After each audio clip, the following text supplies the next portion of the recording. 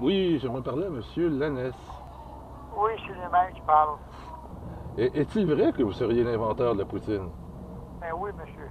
Ouais. Écoutez, depuis 157, ça fait 51 ans. Comment vous avez pu inventer ça? Ben, j'étais au restaurant un moment donné, moi, puis il paraît. Bon, là, vu que ça après, j'étais un petit peu chaud ce soir-là. On prenait le choix, puis j'ai eu l'idée de prendre un peut-être frites, puis du fromage mêlé ensemble. OK. Dans un sac tiré, là. OK. Puis là, j'ai brossé ça, puis j'ai mangé du vinaigre et du sel, mais ça. Fait que le gars, le restaurateur qui était fermant la chance, aujourd'hui, il est décédé il y a 3-4 ans. OK. Ils m'ont fait une poutine, cette affaire-là. Ben, c'est ça que je vais avoir. Ça a commencé de même. OK. Donc, votre première poutine était finalement que du fromage.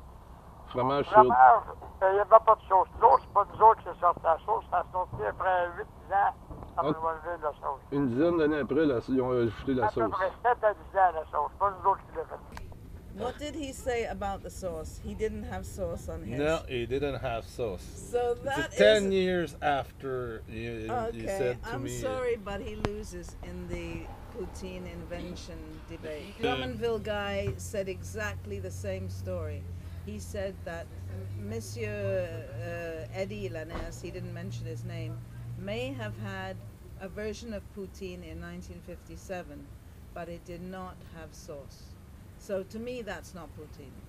So the wonderful sunny fall day I spent in Bois-Franc with my 3 wonderful helpers ended happily. Not only were we poutined out in the best way possible, we had a verdict, we had a decision, we pretty well knew who invented poutine. But we had to make that final phone call to Eddie Lanès and discover that his poutine did not have sauce. It was curds and fries in a greaseproof bag. And in fact, the customer who invented poutine was at Le Roi Giuseppe in the 1950s, even though they didn't put it on the menu till 1964.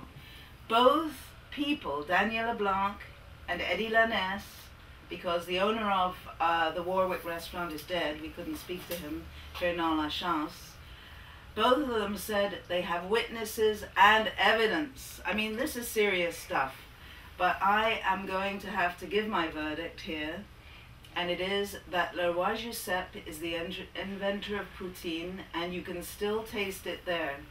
And I highly recommend that you do try poutine. Whether it's the really basic comfort food, peasant version with 3 ingredients, fries, white cheese curds, they should be white, and really good gravy sauce, or whether it's Martin Picard's foie gras poutine at Au Pied de Cochon, or Mark McEwen in Toronto making lobster poutine, or even brisket poutine that you can Creole, smoked meat poutine, or the ultimate weird poutine that I discovered in Montreal, gnocchi poutine. Gnocchi poutine is served at a restaurant called Rare, R-A-R-E, near the Jean Talon market. And the chef had the idea to fry little tiny gnocchi, to put the cheese curds on top to melt, and then douse the whole thing in veal jus. Now that's a far cry from the 1950s poutine, but it just goes to show how a dish can be carried through from humble to haute and still be amazing. When it comes in its own beautiful container, oh my God, that's some gross poutine. I'm trying to get a fork full of poutine. The cheese is not always this stringy. I wonder if they didn't use cheese curds and perhaps mozzarella. That would be heresy. I haven't eaten the poutine for a week. Oh. The cheese squeaks.